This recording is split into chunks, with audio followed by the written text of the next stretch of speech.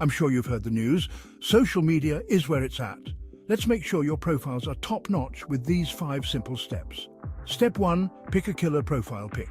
Think clear, bright, and friendly. This is your first impression, so make it count. Step 2, write an engaging bio.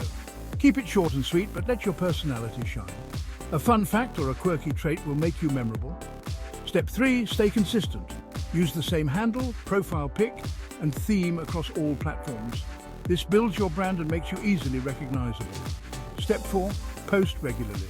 Consistent updates keep your followers engaged. Aim for a mix of personal stories, tips, and fun content. And finally, step 5, interact. Respond to comments, like posts, and be part of the community.